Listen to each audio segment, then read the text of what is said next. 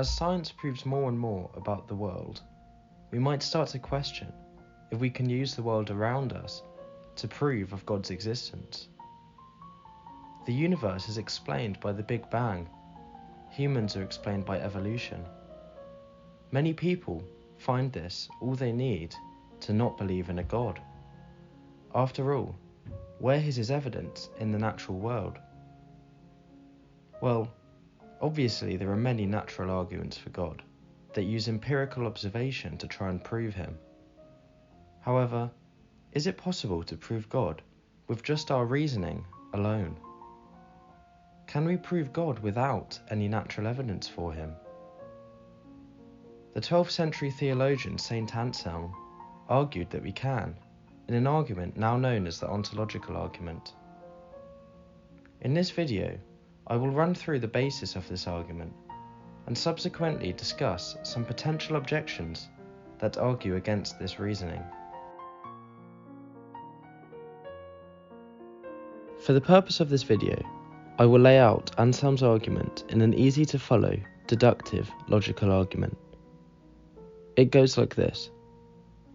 Premise 1. God is the greatest conceivable being. Premise 2. In order for something to be the greatest conceivable being, it must exist, as existing is greater than not existing.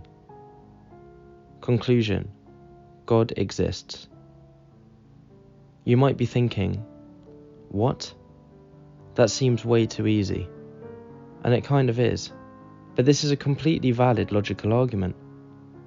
It follows the logical formula of modus ponens, or affirming the antecedent.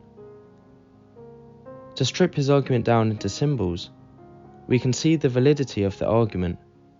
A, if A then B, therefore B. But this feels like cheating. It feels like Anselm has tricked us in some way. Does this piece of logic really prove that God exists? Well, here are some objections that might show how his argument is actually quite deeply flawed. This is an objection that is believed to have been raised by a monk, probably alive at around the same time as St Anselm, called Guenillo.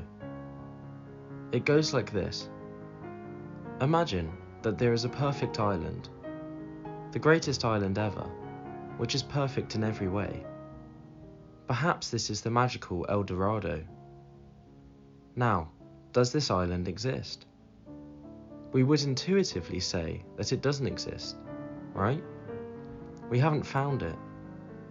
Well, following Anselm's logic, the island does exist.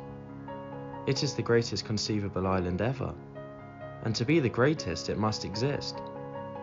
We can even set the argument out in the exact same way. Premise 1. Guenillo's island is the greatest conceivable island. Premise 2. In order for something to be the greatest conceivable island, it must exist, as existing is greater than not existing. Conclusion.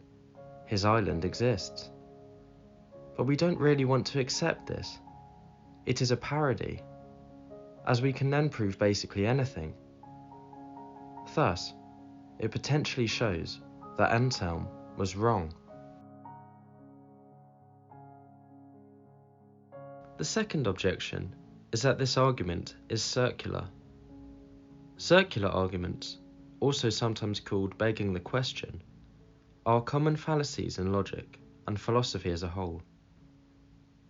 They are arguments that contain part of its conclusion inside one of its premises, meaning that the argument is only sound, which means correct, if the conclusion is true, but the conclusion is only true if the premises are true, and the premises are only true if the conclusion is true. This means that the argument can never be sound, because it goes around in circles. To show how Anselm may have begged the question, let's look at the argument again, as I laid it out earlier. Especially premise 1, which was God is the greatest conceivable being, and the conclusion is that God exists. But surely for premise 1 to be true, it sort of implies that God already exists, as he is the greatest being. Therefore, the argument runs in circles, as premise 1 relies on the conclusion, but the conclusion relies on premise 1.